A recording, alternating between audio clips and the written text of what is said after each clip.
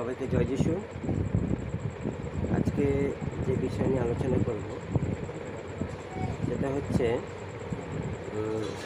আমাদের কেন বাইবেল পড়া দরকার। তো আজকে এই বিষয়ে আলোচনা করব এবং দেখব আমরা বাইবেলের গুরুত্ব কী আছে বা বাইবেলের মধ্যে তার অস্তিত্ব কী আছে। তো আমরা সেখান থেকে দেখব আজকে বিষয়গুলো, কিছু কিছু পয়েন্ট আছে সেগুলো আমরা দেখব। তো সবার প্রথম যে আমাদের কেন বাইবেল পড়া দরকার, এই যে বিষয়টা, কারণ আজকে পৃথিবীতে অনেক বই আছে, অনেক রিলিজন আছে, অনেক ধর্ম আছে এবং অনেক জাতি আছে। তো প্রত্যেকের নিজের নিজের কিছু পুস্তক আছে, ধর্মীয় পুস্তক আছে, জ্ঞান বাড়াবার বইও আছে, বা অনেকে অনেক বই লিখে গেছে পৃথিবীতে, যেগুলো পড়লে মানুষ উৎসাহ পায় বা মানুষের মধ্যে সাধারণ নলেজ বা সাধারণ জ্ঞান তৈরি। কিন্তু বাইবেল একটা এমন বই, যে বইটার মধ্যে মুক্তির কথা লেখা আছে, যে বইটার মধ্যে উদ্ধারের কথা লেখা আছে, যে বইটার মধ্যে জীবনের কথা লেখা আছে, বা যে বইটার মধ্যে পাপ ক্ষমা হওয়ার কথা লেখা আছে, যে বইটার মধ্যে ধার্মিকতা হওয়ার কথা লেখা আছে, আর যে বইটার মধ্যে ঈশ্বর মানুষকে কতটা ভালোবাসে সেই কথা লেখা আছে।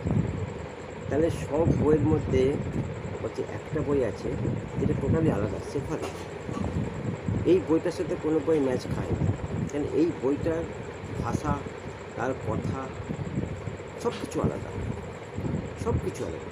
প্লাস আমি বারে বারে সবাইকে বলি যে বাইবেল যেটা একটা নাম, কিন্তু এই বইটার আর একটা নাম আছে, যেটাকে বলা হচ্ছে ম্যানুয়াল বুক, বলছে ম্যানুয়াল বুক। তার মানে আপনি যদি কোনো বাড়িতে কোনো জিনিস কিনে নিয়ে আসেন, তার সাথে একটা ম্যানুয়াল বুক দেওয়া, সেটা এসি হলো, ফ্রিজ হলো, টিভি হলো, যা কিছু তার জিনিস কিনে নিয়ে আসবেন, একটা ম্যানুয়াল বুক দেওয়া হয় এবং সেই বইটার মধ্যে লেখা থাকে সেটা কি ব্যবহার করতে, ইউজ করতে। তো মানুষ সেটাকে দেখে কিছুটা বুঝতে পারে যে এটা কীভাবে কেউ ইউজ করে। বাইবেল ঠিক বলছে এটা মানুষের জন্য ম্যানুয়াল বুক। একটা মানুষ তার জীবন এই পৃথিবীতে জন্মের থেকে মৃত্যু অবধি সে কীভাবে পরিচালনা করবে, তার কোনটা ভালো, কোনটা খারাপ, বা কোনটা তার পক্ষে প্রযোজ্য, বা কোনটা তাকে ক্ষতি করছে, এটা একমাত্র বাইবেল পড়ে সে জানতে পারে। কারণ সেটা ব্যক্তিগতভাবে তার জন্য বাইবেলে লেখা আছে। ঈশ্বর তাকে পৃথিবীতে কেন পাঠিয়েছে, ঈশ্বর তার জীবনে কী উদ্দেশ্যে রেখেছে, ঈশ্বর তাকে কতটা ভালোবাসে, ঈশ্বর তার জীবনে কী পরিকল্পনা রেখেছে, এভরিথিং, সব কিছু ব্যক্তিগতভাবে তার জন্য লেখা আছে বাইবেলের মধ্যে। তাহলে বাইবেল পড়াটা একটা মানুষের পক্ষে কতটা দরকার, যেটা মানুষ জানে না। আমিও একসময় জানতাম না, আমি হিন্দু পরিবারের ছেলে। তো অনেক পরে যখন বাইবেল পড়তে শুরু করেছি, তখন তার গুরুত্ব বুঝতে পেরেছি যে বাইবেলের মধ্যে আমার জন্য ব্যক্তিগত অনেক জিনিস লেখা ছিল, যেটা আমি পড়ে জেনেছি। আর আজকে আমি নিজেকে গর্ব করে বলতে পারি যে আমি একজন ঈশ্বরের সেবক। আমি বাইবেল পড়ে ঈশ্বরের সেবক হয়েছি, ঈশ্বর আমাকে তার রাজ্যের জন্য ব্যবহার করেছে। তাহলে আজকে সারা পৃথিবীতে 9 করে 790 কোটি লোক হবে সারা পৃথিবীতে। এখনও পর্যন্ত ইকোনমিক যা বলছে, গুগল সার্চ করে দেখতে পাবে 790 কোটি লোক আছে। এখনও 9 করে সারা পৃথিবীতে 4200 মতো ধর্ম আছে। তার মধ্যে মেন ধর্ম হয়তো 12টা মতো হবে। এখন সেটাকে ভেঙে ভেঙে ভেঙে ভেঙে খণ্ড খণ্ড করে মানুষ নিজেদের মতো করে কিছু তৈরি করেছে, সেটাই কি 4200 দিকে আটকেছে। আজকে সারা পৃথিবীতে 7,100-এর উপর ভাষা আছে এখনও পর্যন্ত। যেমন আমাদের বাংলার মধ্যে অনেকগুলো ভাষা ক্যাটাগরি আছে। তো মেন ভাষা বাংলা, কিন্তু তারই ভাগ আছে অনেকগুলো। অসমিয়া আছে, বাংলাদেশি ভাষা আছে, আপনার মেদিনীপুর আলাদা, নানা রকম একটা বাংলা আলাদা আলাদা ভাষা আছে, উচ্চারণগুলো আলাদা, কিন্তু মেন হচ্ছে বাংলা। কিন্তু তার মধ্যে অনেকগুলো ক্যাটাগরি আছে, এমনি করে করে অনেক 7,100 উপর ভাষা হয়ে গেছে। তারপর তার মধ্যে এখন হয়তো নতুন নিয়ম 1,005টা ভাষা ছাপানো হয়েছে। আর পুরো বাইবেল মোটামুটি 7,704 ভাষার উপরে ছাপানো হয় এখনও পর্যন্ত, রেকর্ড আছে। আর আজকে সারা পৃথিবীতে 206টার মধ্যে দেশ আছে, তার মধ্যে 126টার মধ্যে দেশ খ্রিস্টান মেজরিটি কান্ট্রি। সবাইকে খ্রিস্টান বলবো না, কিন্তু এরা মেজরিটি খ্রিস্টান, মানে খ্রিস্টানের সংখ্যা বেশি, 126টা দেশে, 206 মধ্যে 126টা দেশের মধ্যে খ্রিস্টান মেজরিটি বেশি আছে। আচ্ছা, বাইবেল বলছে যে এই বইটা এতটাই গুরুত্ব কেন, বাইবেল এত গুরুত্ব কেন, বাইবেলটাকে এত গুরুত্ব দেওয়া? বলছে এই বইটা ইতিহাস এটাও আছে যে মানুষ শুনলে অবাক হয়ে যায়। কীরকম? বলছে এই বইটা বলছে 1600 বছর ধরে লেখা হয়েছে, আর 40 জন মিলে লিখেছে, আর 40 জন বলছে 40 জায়গায় বসে লিখেছে। কেউ এক জায়গায় বসে লেখে, কেউ একটা দেশে, তো আরেকজন একটা দেশে, আরেকজন একটা দেশে। আর যারা লিখেছে তারাও সব সাধারণ লোক, কেউ জ্ঞানী গুণী পণ্ডিত কেউ ছিল, কেউ হয়তো ছুতর ছিল, কেউ ডাক্তার ছিল, কেউ হয়তো জেলে ছিল, কেউ পাপি লোকও ছিল, কেউ সাধারণ লোক ছিল, এরকম সব নর্মাল ক্যাটাগরির লোক। কেউ হাইফাই মানে লোক ছিলেন কেউ ছিল না, 2-1 বাদ দিয়ে। তা বলছে 40 জন মিলে একটা বই লিখেছে 1600 বছর ধরে, কিন্তু এর মূল কেন্দ্রবিন্দু ছিল যীশু খ্রিস্ট। বলছে সবাই একটা লোকের বিষয় লিখতে পেরেছে, তার নাম হচ্ছে যীশু খ্রিস্ট। 40 জন 40 জায়গায় বসে লিখেছে, 1600 বছর ধরে লেখা হয়েছে, এই রেকর্ডই বলছে। আর সেই বই যখন কালেকশন করা হয়েছিল, সংগ্রহ করা হয়েছিল, তখন দেখছে যে আরে সত্যি একই লোকের বিষয় লিখছে, যীশু খ্রিস্টের বিষয়। তারপর এই বইয়ের মধ্যে 66খানা বই তার মধ্যে যুক্ত হয়েছে, আর সেটাকে আমরা বলি, পুরো বইটাকে নিয়ে বলি বাইবেল। টোটাল 66টা বই আছে। তার মানে এটাকে দুটো পার্ট আছে, একটা হচ্ছে ওল্ড টেস্টামেন্ট, আছে নিউ টেস্টামেন্ট। তাহলে ওল্ড টেস্টামেন্টে আছে 39টা বই, আর নিউ টেস্টামেন্টে আছে 27টা।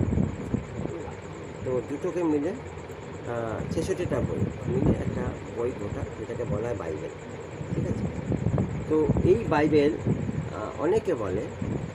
অনেকে মনে করে যে বাইবেল একটা বই, কিন্তু এটা একটা বই নয়, এটা ঈশ্বরের মুখ থেকে সমস্ত কথা নির্গত, সমস্ত কথা ঈশ্বরের মুখ থেকে এই বইয়ের মধ্যে লেখা আছে। এটা কোনো মানুষের লেখা বই না, বা এটা কোনো মানুষের কল্পনায় লেখা বই না। এমন অনেকে বলে যে এটা মানুষের লিখেছে, অনেকে কোট করে কথাগুলো, যে বাইবেল তো মানুষের লেখা বই, কিন্তু বাইবেল বলছে সেটা মানুষের লেখা বই নয়, এটা ঈশ্বরের নিজস্ব মুখ থেকে নির্গত কথা। দেখুন, 2 করন্থীয় 2 অধ্যায়, না 1 অধ্যায় মনে হয়, 2 করন্থী 1 অধ্যায়, 2 পিতর 1 অধ্যায় 20-21 পদে লেখা আছে। 2 পিতর 1 অধ্যায় 20-21 পদে লেখা আছে, এটা সহজ ভাষায় আছে। প্রথমে ইহা জ্ঞাত হও যে শাস্ত্রীয় কোনো ভাববাণী বক্তার নিজ ব্যাখ্যার বিষয় নয়।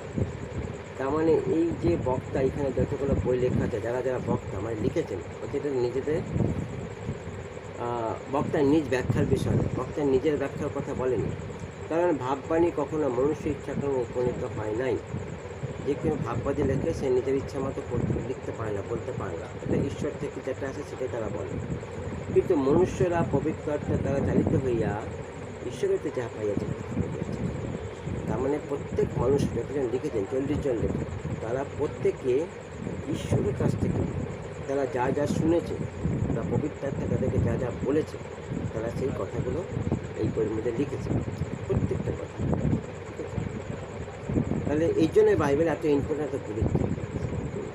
যখন কেউ বাইবেল প্রথম পড়তে শুরু করে, তখনই তার মানে বিষয়টা আলাদা হয়। সেই যে স্বাদ, সেই যে আস্বাদন, যখন তার জীবনে আলিঙ্গন করে, তার ওয়ার্ড, তার কথাগুলো, তখন মানুষের মনের মধ্যে একটা আলাদা জিনিস, একটা আলাদা অনুভূতি শুরু হয়ে যায়। এটা যারা সত্যিকার পড়বে তারাই বুঝতে পারবে যে বাইবেলের ওয়ার্ডগুলো কতটা কার্যকরী, বা কতটা শক্তিশালী, তার মধ্যে কতটা প্রাণ আছে, এবং সেটা কত পাওয়ারফুল মানুষের জীবনে। আচ্ছা, বলছে বাইবেল মধ্যে যেটা সত্য ঘটনা সেটাই লেখা আছে। বাইবেলে আদি পুস্তক থেকে প্রকাশিত বাক্যটি 66টা বই, যা লেখা আছে, যত ঘটনা, সেটা যদি খারাপ হয় সেটাও সত্য, আর সেটা যদি ভালো হয় সেটাও সত্য, সব কিছু সত্য। বাইবেলের মধ্যে আপনি মিথ্যা কোনো জায়গা পাবেন না। ঈশ্বর যেটা ঘটেছে, ঈশ্বর সেটাই লিখেছে।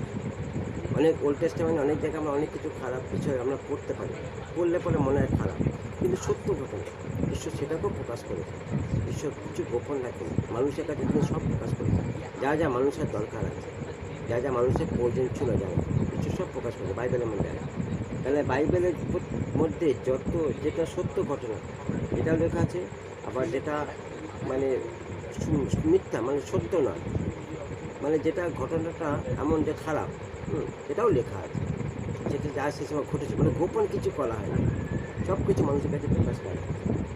আচ্ছা, বলছে বাইবেল পড়ার সময় বলছে 5টা জিনিসকে ফলো করতে হবে। 5টা জিনিস তার মধ্যে কী আছে? বলছে 5টা ক। বাইবেল পড়ার সময় বলছে 5টা ককে ফলো করতে হবে। কী কী? প্রথমে দেখতে হবে কে লিখেছে। আমি 40 জন লেখকের নাম বললাম, তাহলে 40 জন লেখক লিখেছে, তাদের প্রত্যেক আলাদা ক্যাটাগরি ছিল। আমি বললাম কেউ কার্পেন্টার ছিল, কেউ জেলে ছিল, কেউ পাপি লোক ছিল, কেউ সাধারণ ছিল, কেউ ডাক্তার ছিল।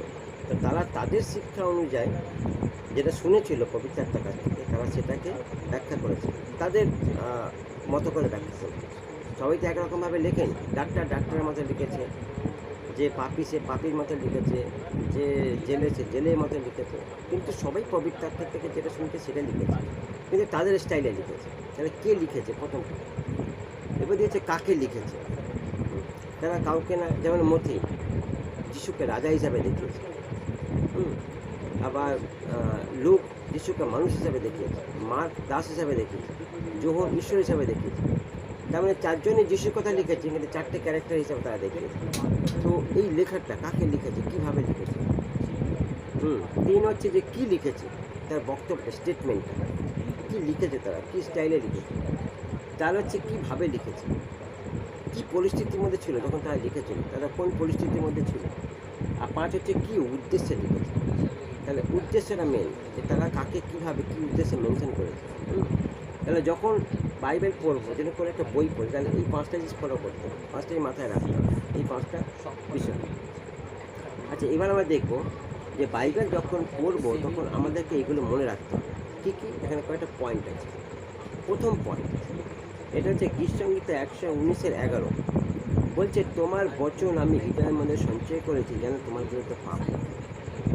প্রথম বিষয় যে আমরা বলছে মানুষ পাপী, জন্মের থেকে পাপী। তাহলে এই পাপ থেকে আমাকে উদ্ধার করতে গেলে ঈশ্বরের বাক্য আমাকে বাঁচাবে। ঈশ্বরের বাক্যের মধ্যে প্রাণ আছে, জীবন আছে। তাহলে বলছে এটা আমি যত আমার হৃদয় সঞ্চয় করে রাখবো, তত আমি পাপের হাত থেকে রক্ষা করবো। তাহলে এই বাক্য আমাকে পাপের হাত থেকে বাঁচাবে। তাহলে গীতসংহিতা 119:11। আচ্ছা, দ্বিতীয় বলছে এই বইকে পুরো শ্রদ্ধার সাথে পড়তে হবে। গল্পের বই মনে করে পড়লে হবে না, রাজনৈতিক বই মনে করে পড়লে হবে না, খেলার বই মনে করে পড়লে হবে না। হ্যাঁ, তো সেইগুলোকে আমাদেরকে শ্রদ্ধার সাথে পড়তে হবে। ঠিক আছে, আসতে। হ্যাঁ, তো 3 হচ্ছে এই বইকে প্রার্থনা সহকারে পড়তে হবে। যখন বইটা পড়বো তখন ঈশ্বরের কথা না, পবিত্র আত্মা মুখ থেকে নির্গত করে, তাহলে আমি প্রার্থনা সহকারে পড়বো বইটা, যখন বইটা পড়বো। আচ্ছা, 4 হচ্ছে এই বইকে ধন্যবাদ সহকারে পড়তে হবে। তাহলে ঈশ্বর আপনার জীবনে কিছু করেছে, বেস্ট সব কিছু, তাহলে ঈশ্বর আপনার কাছে এগুলো দাঁড়াতে চায়, বলতে চায়, দেখাতেও চায়। তাহলে এই বইটা যখন পড়বো ধন্যবাদ সহকারে পড়বো। আচ্ছা, 5 এই বইকে প্রথম থেকে পড়ুন, খালি কয়েক জায়গা থেকে পড়লে হবে না। যখনই বইটা পড়া শুরু করবো, যেন ফার্স্ট টাইম যখন পড়বো, তাহলে বইটাকে প্রথম থেকে ধারাবাহিকভাবে পড়বো। খণ্ড খণ্ড করে পড়লে বুঝতে পারবো না, বা কী হয়তো কোনো বাক্য বলেছে সেটাকেই পড়লাম, বাকি আর পড়লাম না, তাহলে বুঝতে পারবো না। তাহলে ধারাবাহিকভাবে যদি পড়ি, প্রথম থেকে শুরু করে পর পড়তে থাকি, তাহলে ব্যাপারটা পিকচারটা বুঝতে পারবো যে কী কী বিষয় ঘটেছে, কীভাবে ঘটেছে, কী হচ্ছে না হচ্ছে। 7 হচ্ছে এই বইকে রোজ পাঠ করতে হবে। তাহলে একদিন পাঠ করলে হবে না। অনেকে যারা আছে রোববার করে চার্চে যায়, তাহলে রোববারই খেলে একদিন বই পাঠ করলাম, বাকি 6 দিন বই পড়ে রইল, ওরকম হলে হবে না। প্রতিদিন পড়তে হবে। এটা হচ্ছে আত্মিক খাদ্য। এই বইটা হচ্ছে আপনার আত্মার খাবার, ঈশ্বরের বাক্য হচ্ছে আত্মিক খাদ্য। তাহলে এই বই রোজ যদি পড়বো, তাহলে আমার আত্মার যে মনোভাব আছে, আত্মার যে প্রাণ আছে, বা আত্মার মধ্যে যে আমার সতেজতা আছে, সেটা দিন দিন বৃদ্ধি পাবে এই বাক্যে যেটা পড়বো। আচ্ছা, অনেকে বলে যে আচ্ছা, বাইবেল হচ্ছে পৃথিবীর সবচেয়ে প্রাচীন পুস্তক এখনো পর্যন্ত। কারণ অনেকে বলে যে আমাদের পুস্তক প্রাচীন, কিন্তু বাইবেলের মধ্যে সৃষ্টির কথা লেখা আছে। পৃথিবী সৃষ্টি, গাছপালার সৃষ্টি, পাহাড়ের সৃষ্টি, নদীর সৃষ্টি, মানে যখন পৃথিবী শূন্য ছিল, বলছে কিছু ছিল না, সেই কথা বাইবেলে লেখা আছে। বাইবেলের মধ্যে ডিটেলস লেখা আছে, প্লাস মানুষের সৃষ্টি, মানুষের পাপের কথা লেখা আছে, মানুষ কী করে পাপে পড়লো, কীভাবে পড়লো, তারপর মানুষের জেনারেশন কীভাবে শুরু হলো, তারপর পৃথিবী একবার ধ্বংস হয়েছে, 40 দিন 40 রাত বৃষ্টির মধ্যে দৃশ্য ধ্বংস করেছে, নোহর সময়। তারপর বাইবেলের মধ্যে এমন অনেক ঘটনার কথা লেখা আছে যা মানুষ কল্পনা করতে পারে না বা মানুষ জানে না, সেটা পড়লে জানা যায়। তাহলে এই বইটা বলছে সবচেয়ে প্রাচীন বই, কিন্তু এই বইটা পরে ছাপানো হয়েছে। তাহলে এই বইটাকে ছাপানোর জন্যে মিথ্যা চায়নি বা অনেক লোক চায়নি যে বইটা ছাপানো হোক। তাহলে তার আগে অনেক বই ছাপানো হয়ে গেছে, সেই জন্য তারা বলে এটা আমাদের বই, প্রাচীন বই। আমাদের বই আগে ছাপানো হয়েছে, আমরা আগে এই বই পেয়েছি। এটা ঠিক কথা যে বাইবেলের আগে অনেক বই ছাপানো হয়েছিল, কিন্তু বাইবেল আগের থেকে ছিল, সেটাকে ছাপানো হয়নি।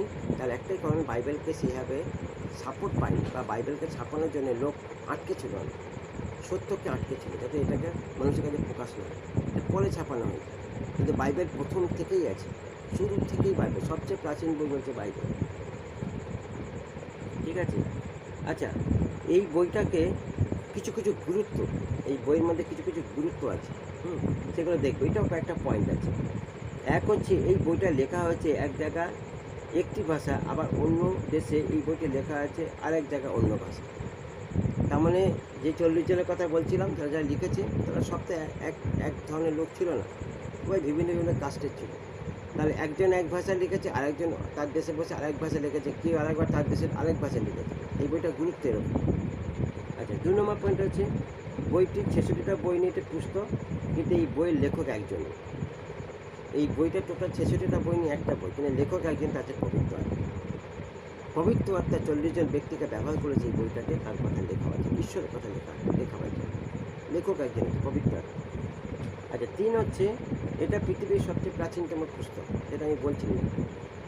4 হচ্ছে, সর্বকালের জন্য এই বই বিক্রি সবচেয়ে বেশি, এখনও পর্যন্ত পৃথিবীতে বাইবেল সবচেয়ে বেশি বিক্রি, কেন বাইবেল সব ভাষায় পাওয়া যায়, বেশিরভাগ ভাষায় বাইবেল লোক পেতে পারে, আর এর সেলিং সবচেয়ে বেশি। কেন মানুষ বাইবেল পড়ার জন্য আগ্রহী, মানুষ বাইবেলের বিষয়ে জানার জন্য আগ্রহী, তাই জন্য এই বিক্রি প্রচুর বেশি সব দেশে বাইবেলের চাহিদা প্রচুর বাইবেলের চাহিদা। আচ্ছা, 5, এই বই হচ্ছে নরনারী দ্বারা গঠিত, আর এই বই জনপ্রিয়তা সবচেয়ে তুঙ্গে সারা পৃথিবীতে। তাহলে এই বইটার মধ্যে কী আছে বলছে, একটা মানুষ আর একটা নর, একটা নারী, তাদেরকে নিয়ে বইটা শুরু হয়েছে, আদম আর হবা, এবং তার মধ্যে থেকে ঈশ্বর একটা জিনিস তিনি শুরু করেছিলেন, তার বংশ, তার জাতি। তারপর পর আমরা বাইবেল পড়ে জানতে পাবো।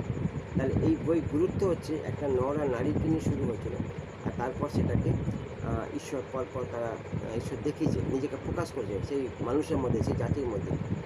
তাহলে এই বইটি নর নারী দ্বারা গঠিত, একটা মানুষ, একটা নর, একটা নারী, তাদেরকে নিয়ে বইটা গঠিত। এই বইটার মধ্যে লেখা আছে তাদের বিষয়ে। 6 নম্বর হচ্ছে, এই বইগুলো লিখেছেন তারা বেশিরভাগই অশিক্ষিত ছিলেন, কিন্তু এই বই আজকে জ্ঞানী, সাধু, সন্ন্যাসী সবাই পাঠ করে।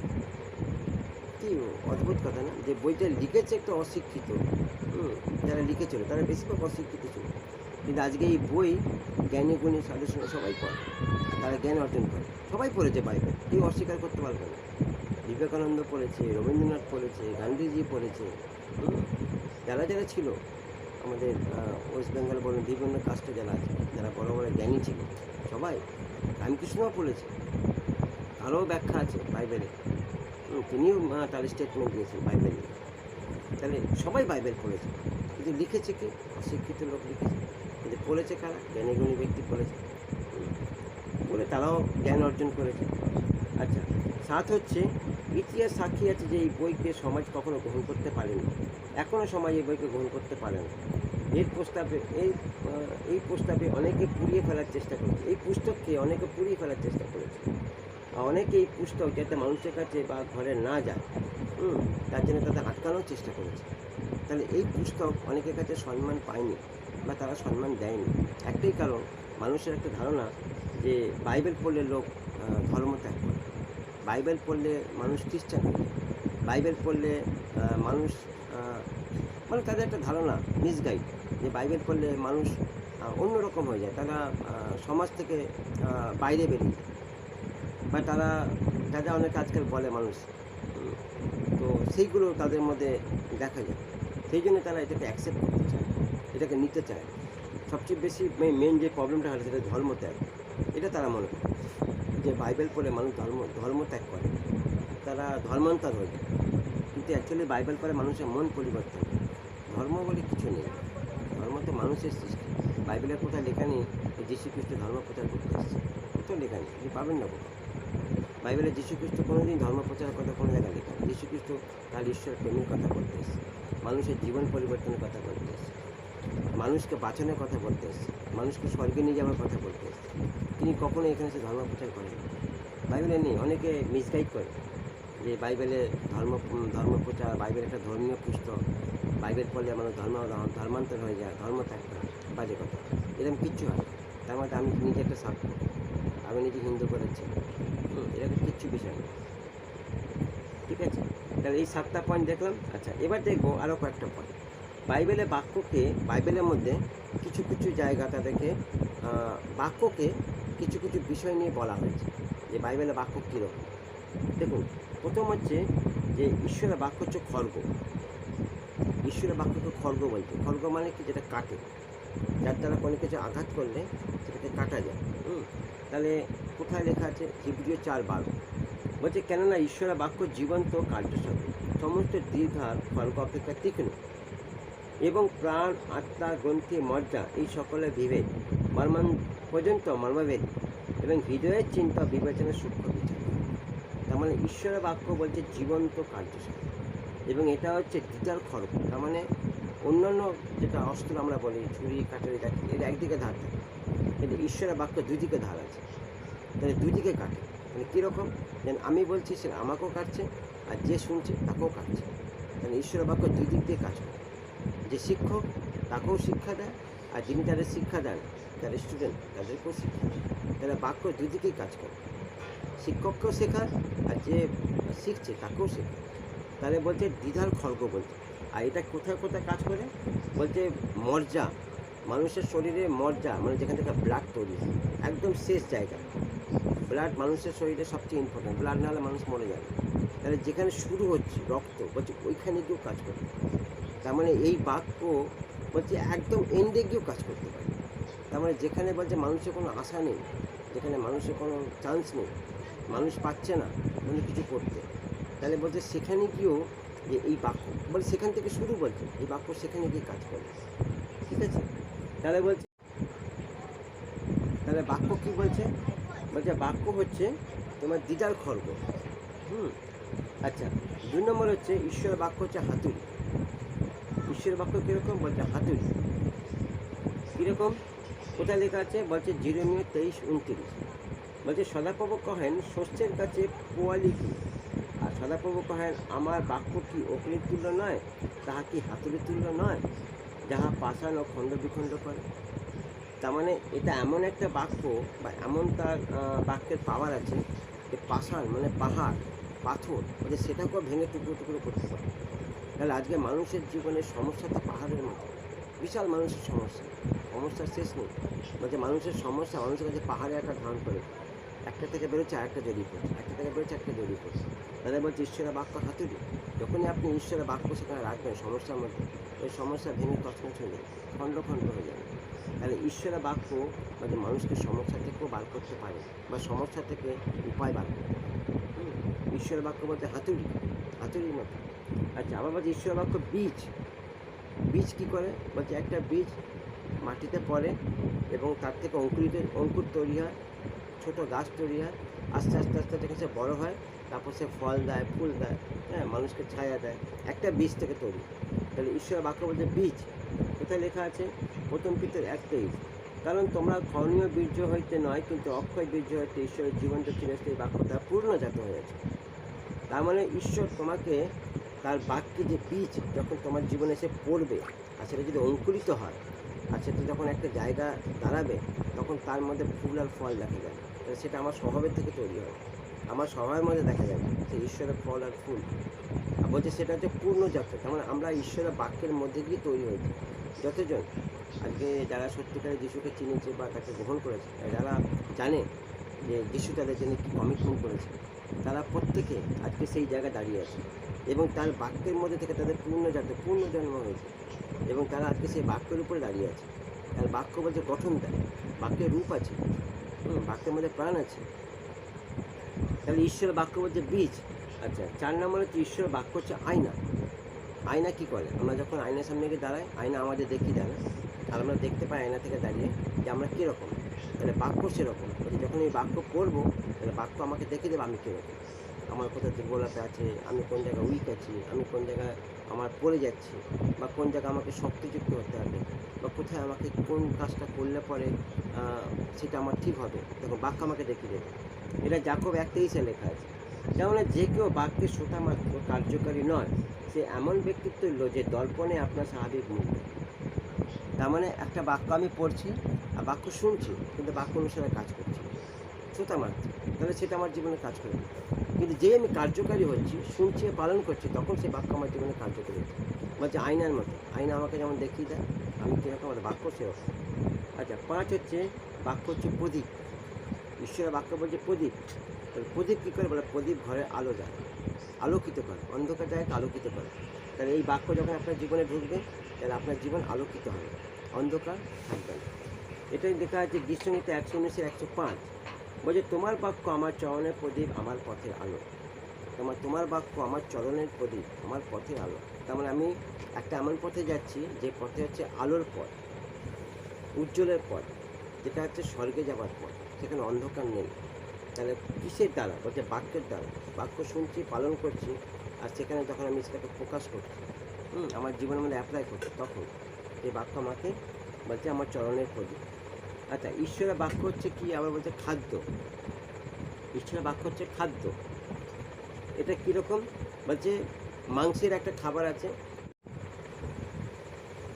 ঈশ্বরের বাক্য হচ্ছে আমাদের খাদ্য। তো খাদ্য কীরকম? যে মাংস আমরা ডেলি আমার শরীরের জন্য খাবার খাই না, তাহলে সেটা শরীরকে বৃদ্ধি দেওয়ার জন্য। কিন্তু বলছে আমাদের আত্মিক একটা শরীর আছে, যেটা আমাদের অন্তরে, আমাদের মধ্যেই থাকে, তারও তো একটা খাবার আছে। সেটা তার খাবার কী? ঈশ্বরের বাক্য। সে মানসিক খাবার খেয়ে সে বৃদ্ধি পাবে না। তাহলে মানুষের মন, দেহে মন আত্মারই তৈরি। তার মধ্যে ইম্পর্টেন্ট হচ্ছে আত্মা। কারণ আত্মার তো কোনো শেষ নেই, দেহের ক্ষয় আছে, আত্মার কোনো ক্ষয় নেই। তাহলে আত্মাকে যদি আমি খাদ্য না দিই তাহলে আত্মা শুকিয়ে যাবে। তাহলে তার খাদ্য কী আছে? বলছে ঈশ্বরের বাক্য। কোথায় লেখা আছে? 1 পিতর 2:2। বলছে নবজাত শিশুদের ন্যায় সেই পারমার্থিক অমিশ্রিত দুধের লালসা করো, যেন তাহার গুণে পরিত্রাণের জন্য বৃদ্ধি পায়। তার মানে ছোটো শিশু যেমন খাবারের জন্য যেমন আকাঙ্ক্ষিত হয়, খাবারের জন্য কান্নাকাটি করে, খাবারের জন্য যেমন তারা মায়ের কাছে বায়না করে, বলছে ঠিক সেরকমও তোমরা ছোটো শিশুর মতন ঈশ্বরের কাছে তার আত্মিক খাদ্য, তার বাক্য, ঈশ্বর কোনটা তোমার জন্য আজকে খাবার রেখেছে, সকালে উঠে প্রতিদিন উঠে বলছে তার জন্য তুমি লালায়িত হও, ক্ষুদিত হও ঈশ্বরের বাক্য সকাল থেকে উঠে পড়ার জন্য, জানার জন্য যে প্রভু আজকে আমার জন্য কী খাবার রেখেছে। আর যখন সেটা পড়বো আত্মপ্রাণী বৃদ্ধি। আচ্ছা, 7 হচ্ছে ঈশ্বরের বাক্য হচ্ছে অগ্নিস্বরূপ। ঈশ্বরের বাক্য হচ্ছে অগ্নি। অগ্নি কী করে? আগুন বলছে পুড়িয়ে দেয়, ময়লা জিনিসকে পুড়িয়ে দেয়। তাহলে আমার জীবনে যা ময়লা আছে সেটাকে এই বাক্যর দ্বারা পুড়ে যাবে, সেটা ছাই হয়ে যাবে, থাকবে না। তাহলে বলছে ঈশ্বরের বাক্য অগ্নিস্বরূপ। এটা লেখেছে যেরেমিয়া 20:9। যদি বলি তাহার বিষয় আর উল্লেখ করব না, যদি বলি তাহার বিষয় আর উল্লেখ করিব না, তাহার নামে আর কিছু কহিব না, তবে আমার হৃদয়ে যেন দাহকারী অগ্নি অস্থির মধ্যে রুদ্ধ হয়, তাহা সহ্য করিতে করিতে আমি ক্লান্ত হইয়া পড়ি আর তিষ্ঠিতে পারি না। দেখুন, এই বাক্যগুলোর মিনিং আলাদা, কিন্তু আমি ওয়ার্ডগুলো কেন পড়াচ্ছি, জাস্ট এইটা মেনশন করা যায় যে ঈশ্বরের বাক্য কোথায় কী বলা হয়েছে। এগুলো অন্যদিন আমরা এক সময় দেখবো এই বাক্যগুলো কী মিনিং আছে। কিন্তু বলছে দাহকারী অগ্নি অস্থির মধ্যে রুদ্ধ হয়, দাহকারী অগ্নি, যেমন ঈশ্বরের বাক্য আগুনের মতো। এটা বলছে শরীরের মধ্যে যখন তার বাক্য যখন আমি গ্রহণ করি বা যেটাকে বাক্যকে নিই, তাহলে আমার যে পুরাতন শিক্ষা যেটা ছিল, বাপ ঠাকুরদার শিক্ষা, যে শিক্ষা নিয়ে বড়ো হয়েছে, তাহলে সেই শিক্ষাকে এই শিক্ষাটা, এই বাক্যটা বলছে অনুযোগ করে, ওই শিক্ষাকে পুড়িয়ে ফেলে, আর একটা নতুন শিক্ষা জীবনের মধ্যে নিয়ে আসে, হচ্ছে আলোকিত শিক্ষা, বৃদ্ধি পাওয়ার শিক্ষা, মুক্তির শিক্ষা, বাঁচার শিক্ষা। তাহলে ঈশ্বরের বাক্য বলতে আমাদেরকে বলছে অগ্নিস্বরূপ। আচ্ছা, এবার দেখব যে ঈশ্বরের বাক্য প্রচার করা 7টি বিষয়। ঈশ্বরের বাক্য প্রচার করার 7টি বিষয় দেখব। কী করে ঈশ্বরের বাক্য প্রচার করলে করে, বা ঈশ্বরের বাক্যের মধ্যে কী হয় বা কী পরিবর্তন হয় ঈশ্বরের বাক্য। দেখুন, প্রথমে একটা পদ পড়ছে যিশায় 40:8। এখানে বলছে তৃণ শুষ্ক হইয়া পড়ে, পুষ্প ম্লান হইয়া পড়ে, কিন্তু আমাদের ঈশ্বরের বাক্য চিরকাল থাকে। তাহলে বলছে বাক্যের কোনো বিনাশ নেই, বাক্যের কোনো শেষ নেই। বলছে ফুল শুকিয়ে যাবে, ঘাস শুকিয়ে যাবে, পৃথিবীও একসময় বিলীন হয়ে যাবে, কিন্তু ঈশ্বরের বাক্য বলছে বিলীন হবে না, সেটা সবসময় থাকে, সেটা অমর। বলছে ঈশ্বরের বাক্য চিরস্থায়ী থাকবে। বিচারের দিন যখন দাঁড়াবো, ঈশ্বর তার বাক্য দিয়ে আমাদের ধরবে, ঈশ্বর তার বাক্য দিয়ে আমাদের কথা বলবে। তাহলে বলছে ঈশ্বরের বাক্য চিরস্থায়ী, যার কোনো শেষ নেই। এবার দেখুন কয়েকটা পয়েন্ট বলছে ঈশ্বরের বাক্য মধ্যে কী কী হয়। 1 নম্বর, ঈশ্বরের বাক্যের প্রচারের মধ্যে পাপের চেতনা আসে। প্রথম যখন আপনি ঈশ্বরের বাক্য পড়বেন, তাহলে প্রথম আপনার ঈশ্বরের বাক্য আপনার পাপ থেকে বেরোতে সাহায্য করবে। আপনার জীবনে আপনি যে কী কী পাপ করেছেন, বা আপনার জীবনে কী কী পাপ আছে, সেটা বাক্য আপনাকে দেখিয়ে দেবে। তার মানে এক কথা, বাক্য আপনাকে ধৌত করবে, প্রথম যে কাজ করবে। ঈশ্বরের বাক্য প্রচারের মধ্যে দিয়ে পাপের চেতনা আসে। এটা পেরিতে 2:14-37 পদে লেখা আছে। এটা আমি আর পড়ছি না, এটা আপনারা দেখে নেবেন। পেরি 2:14-37 মধ্যে বিষয়টা লেখা আছে। আচ্ছা, দ্বিতীয় বিষয় হচ্ছে বিশ্বাস আছে ঈশ্বরের বাক্য শোনার মধ্যে। এটা রোমিও 10:17 লেখা আছে। আচ্ছা, বিশ্বাস, তাহলে আমরা বিশ্বাসের উপরে দাঁড়িয়ে আছি। তাহলে বিশ্বাস কিসে আছে বলে ঈশ্বরের বাক্য শোনার মধ্যে। অতএব বিশ্বাস শ্রবণ হইতে, এবং শ্রবণ খ্রিস্টের বাক্য দ্বারা। তাহলে বিশ্বাস শ্রবণ হইতে, শ্রবণ খ্রিস্টের বাক্য দ্বারা। আচ্ছা, 3 নম্বর হচ্ছে ঈশ্বরের বাক্য দিয়ে মানুষের হৃদয় সুখী, যেটা বলছিলাম ঈশ্বরের বাক্য আমাদেরকে ধৌত করে। এটা লেখা আছে 2 Corinthians 7:1। অতএব প্রিয়তমেরা, এই সকল প্রতিজ্ঞার অধিকারী হওয়াতে আইসো আমরা মাংসের আত্মার সমস্ত মালিন্য হইতে আপনাকে সূচি করি, ঈশ্বরের ভয় পবিত্রতা সিদ্ধি করি। তার মানে আমরা মাংসে, আমার আত্মায় যা কিছু আমরা মলিন্য, মানে নোংরা আছে, বলছে সব কিছু কী করি, বলছে আপনাদেরকে সূচি করি বাক্যের মধ্যে।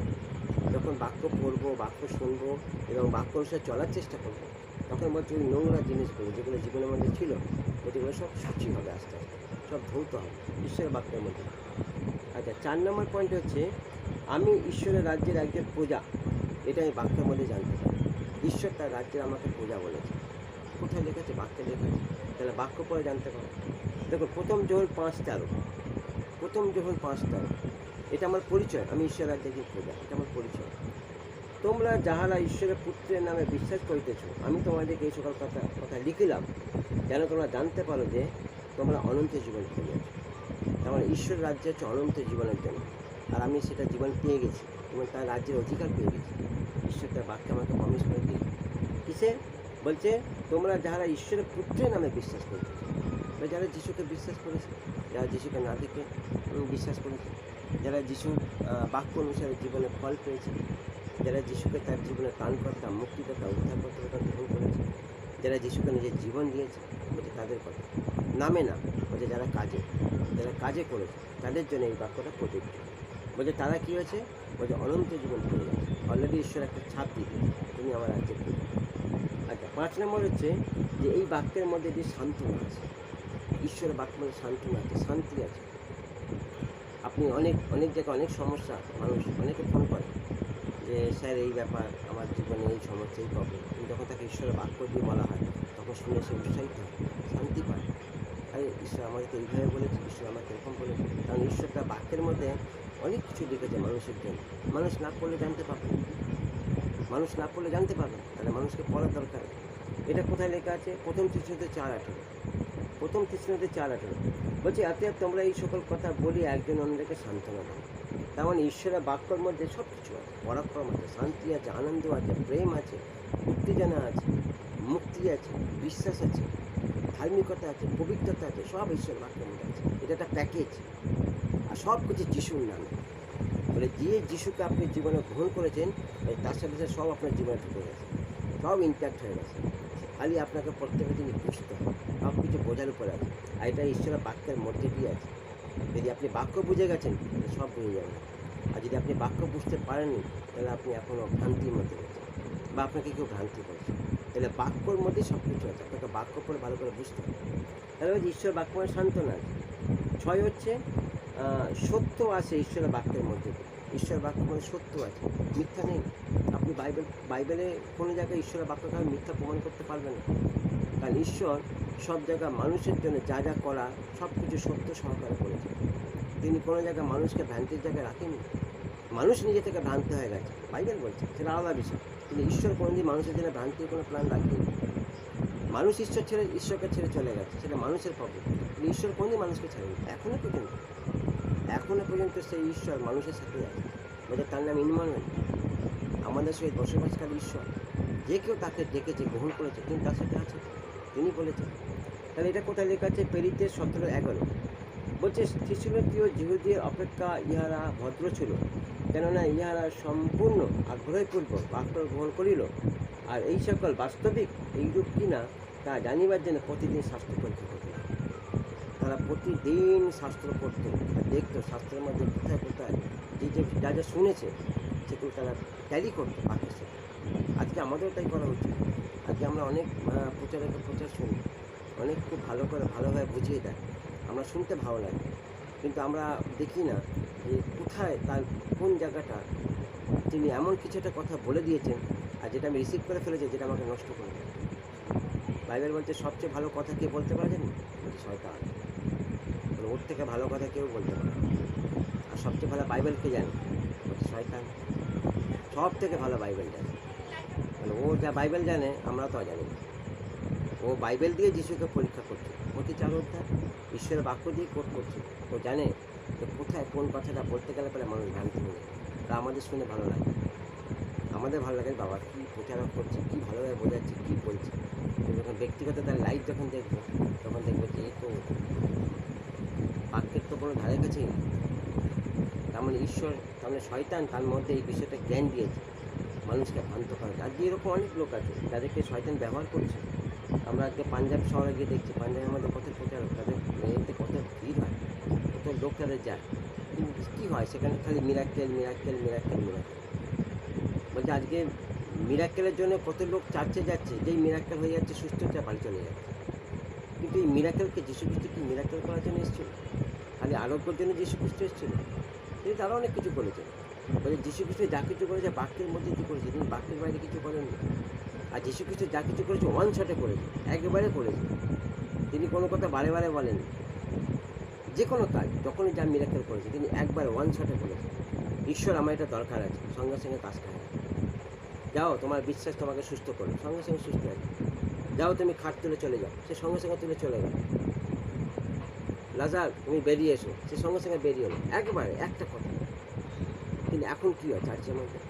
এখন বারে বারে একটা কথাকে বারে বারে বলা হয়, যিশু তোমার কাছে আসছে, পবিত্র আত্মা তোমার কাছে আসছে, এই তুমি প্রার্থনা করো, এই তুমি আরোগ্য পাবে, এই ঈশ্বর আলিঙ্গন করছে, এই তোমাকে স্পর্শ করছে, এই তোমাকে ধরছে, হ্যাঁ তুমি দেখো প্রভু তোমার পাশে দাঁড়িয়ে আছে। ঈশ্বর তোমার বারে বারে একটা কথা বলে, যাতে তার মাইন্ডের মধ্যে একটা সেট আপ হয়ে যায় আর সে নিজে অনুভব করতে পারে যে হ্যাঁ এই তো মনে হচ্ছে, আরে হ্যাঁ এই তো ভাব বুঝতে পারছি, এই আমি আরোগ্য পাচ্ছি, এই আমার শরীর, এটা তার নিজের একটা ফিলিংস তৈরি। মানে তার কথাটাকে বারে বারে বলে তার মাইন্ডে একটা সেট আপ করে দেওয়া, যে তুমি মনে করো এরকম, তুমি এরকম মনে করো। আর তখন সে নিজে থেকে নিজেই মনে করেন সুস্থ হয়ে গেছে। তাহলে এখন এই জায়গাগুলো এমন একটা জায়গায় দাঁড়িয়ে গেছে যে মানুষ বুঝতে পারে, যেহেতু তারা বাক্য পড়ে না, তাদের মধ্যে বাক্যের জ্ঞান নেই। তাহলে ঈশ্বরের পরাক্রম, আমাদের ঈশ্বর তো কোনো খাটো নয়, তাকে তো বারে বারে কোনো কথা বলতে হয়, তাকে একবারে বলেই তিনি শুনতে পান। তাহলে বারে বারে একটা কথা কেন বাবা? কেন মানুষকে বারে বারে একটা কথা বলে? মানুষের ব্রেনকে ওয়াশ করানো হচ্ছে। আর আজকে যেসব জায়গা আরোগ্য বেশি সেখানে প্রচুর ভিড়, সেখানে লোক কাতারে কাতারে যাচ্ছে খালি আরোগ্য পাওয়ার জন্য, যিশুকে চেনার জন্য না, স্বর্গে যাওয়ার জন্য না, তাদের জীবনে কি পরিকল্পনা যেসব জানার জন্য না, খালি আরোগ্য পাওয়া, মিরাক্কেল। আর সেখানকার যা লিডার তারাও জানি না তারা কীভাবে কী শিক্ষা দিচ্ছে, তারাও সেখানে দেখছে যে আমার তো চাকরি ভিড় হচ্ছে, আমার এখান থেকে যা তাদের যা এজেন্ডা সেটা পূর্ণ হয়ে যাচ্ছে, তো তারাও সেই জায়গাটা মেনশন করেন। আচ্ছা, 7 নম্বর হচ্ছে যে নবজন্ম আসে ঈশ্বরের বাক্যের মধ্যে, নতুন জন্ম আসে, যেটা যখন 3 অধ্যায় বলছিল যিশু নিকোদিমকে, যে বাক্যের মধ্যে যে নবজন্ম আছে, এটা কোথায় আছে? 1 পিতর 1:23 কী বলছে? ওই একই বাক্য, তোমরা ক্ষয়নয় বীর্য নয় কিন্তু অক্ষয় বীর্য দ্বারা ঈশ্বর জীবনকে চিরস্থায়ী বাক্য দ্বারা পূর্ণ থাকে। তাহলে ঈশ্বর বাক্যের দ্বারা মানুষকে তৈরি করেছে, বাইবেল বলছে ঈশ্বর বাক্যের দ্বারা মানুষকে তৈরি করেছে, আর সেই বাক্যের মধ্যে আমরা রূপ গঠন নিয়েছি। তার মানে একটা বাক্য যখন আমি পড়ছি, বাক্যের একটা রূপ আছে, বাক্যের একটা কাজ আছে, যেটা যখন আপনার জীবনে আসবে আর সেটা আপনার জীবনকে গঠন দেবে, হচ্ছে নবজন্ম। আর সেটা আপনার জীবনকে প্রসপারিটি বা আপনার জীবনকে একটা আশীর্বাদ ব্লেসিংয়ের জায়গায় নিয়ে যাবে। ঠিক আছে? আচ্ছা, এবার দেখব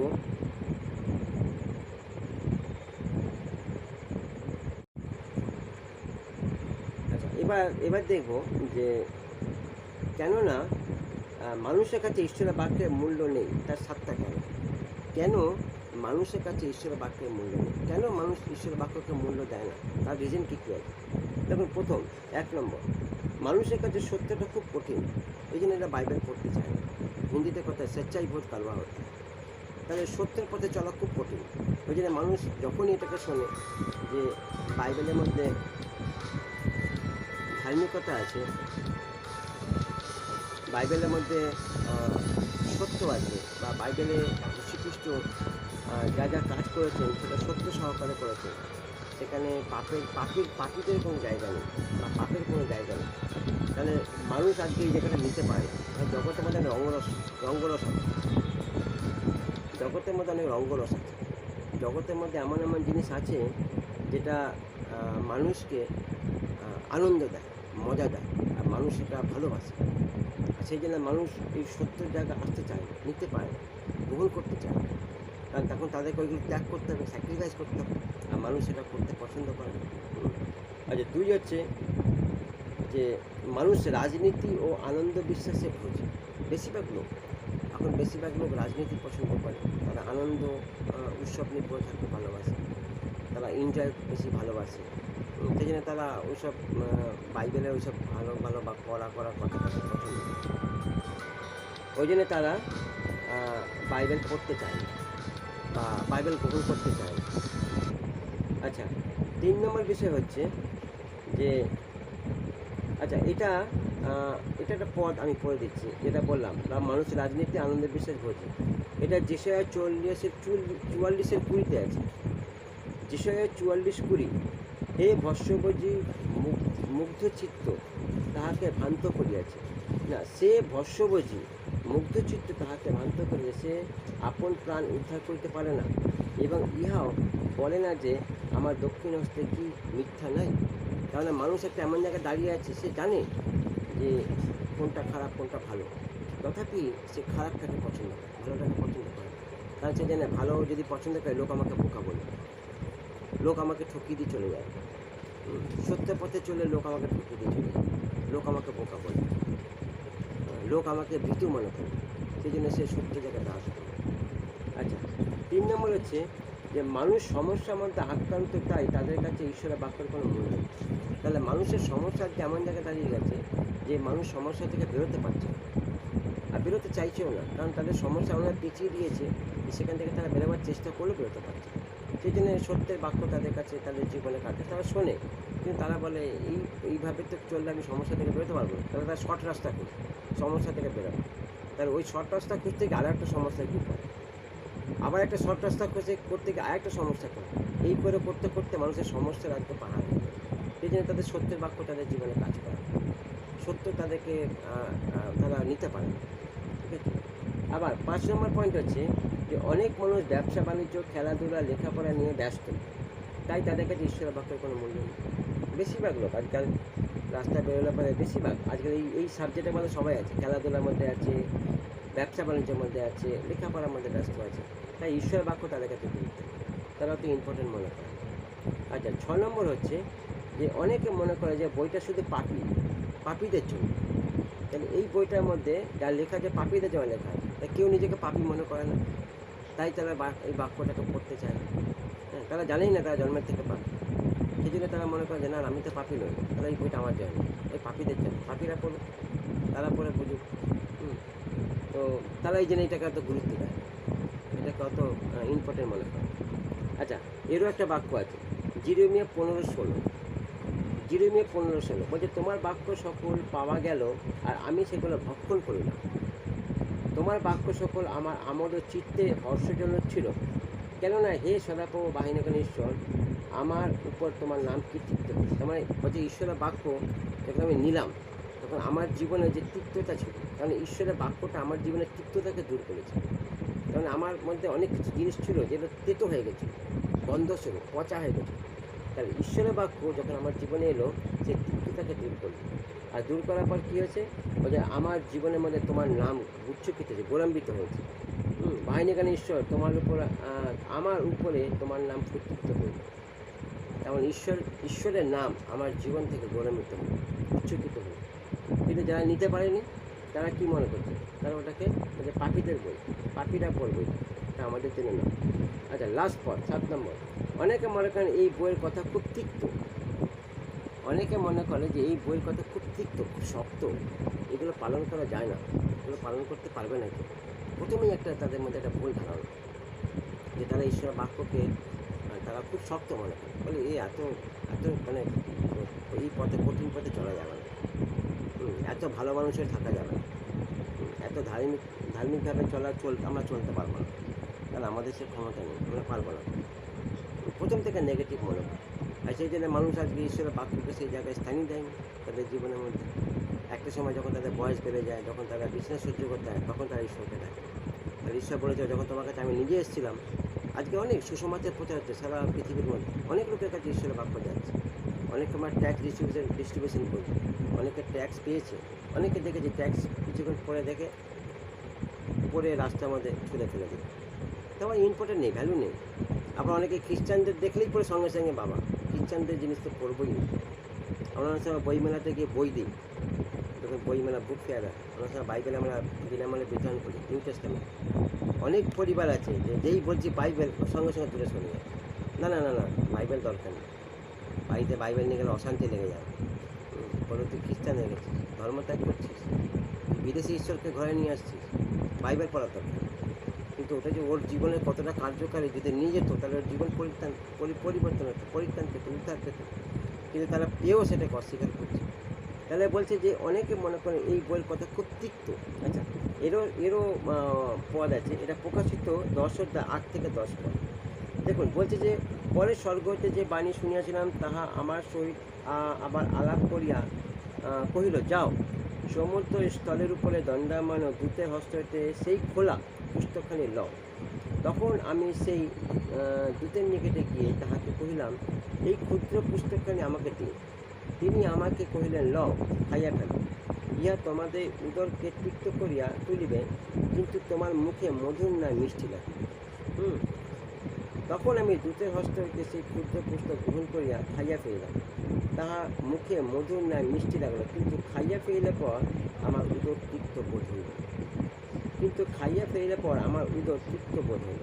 তার মানে বলছে এই বাক্য কঠিন, এই বাক্য সত্য, এই বাক্য কড়া, কিন্তু যখন এই বাক্য আমি খাবো, তাহলে এই বাক্য আমার কী করবে, আমার জীবনকে পরিবর্তন করবে। তাহলে যে বাক্য আগে আমার পড়ে আমি মুখ থেকে বাজে কথা বলতাম, খারাপ কথা বলতাম, আমার স্বভাব থেকে লোক দেখে ঘৃণা পেত, আমাকে দেখে লোক তুচ্ছ মনে করতো, বা আমাকে দেখে লোক ঘৃণা করতো, কিন্তু যখন এই বাক্য পড়বো, বলছে আমার তিক্ততাকে বলে মিষ্টতা পরিণত করবে, আমার স্বভাব থেকে, আমার কথা থেকে, আমার কালচার থেকে, বলে সব এমন একটা জিনিস তৈরি হবে যে মানুষ তখন নিজে আমার কাছে আসার জন্য আগ্রহ করবে, মানুষ আমার কথা শোনার জন্য নিজে আমার কাছে আসবে, মানুষ নিজে থেকে আমাকে ভালোবাসবে, মানুষ নিজে আমার সঙ্গে সম্পর্ক তৈরি করবে।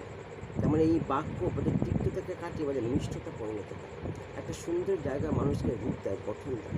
আর যেটা মানুষের কাছে, যেটা একটা মানুষকে দেখলে পরে তার মনে একটা শান্তি ফিল হয়, যে না, মানুষটা খুব সুন্দর কথা বলে, মানুষটা কথার মধ্যে পাওয়ার আছে, বা মানুষটা ব্যবহার খুব ভালো, প্রেম আছে, তার কাছে গেলে একটা আলাদা শান্তি মনে হয়, ফিলিংস একটা পাওয়া।